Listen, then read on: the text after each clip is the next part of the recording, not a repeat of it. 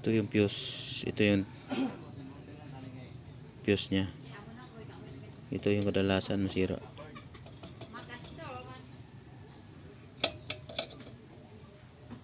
I-jumper natin ito para mabuhay ulit.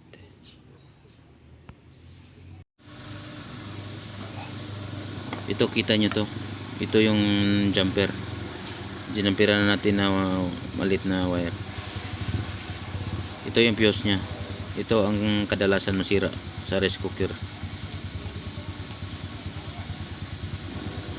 Okay, kabit na natin.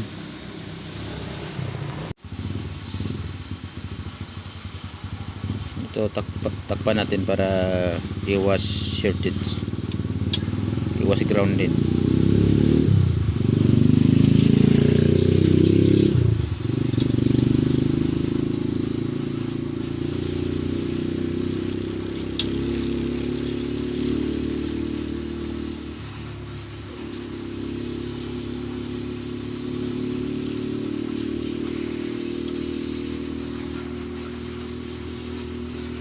Tapos i-bolt natin dito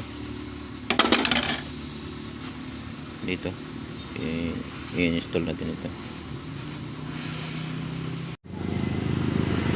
na, nakabit na natin ito. I-adjust natin konti para malayo sa grounded, baka masagi niya to.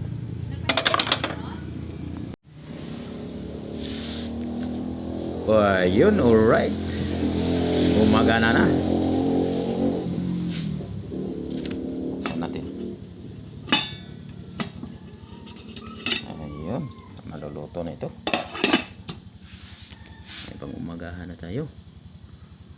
Alright, thank you.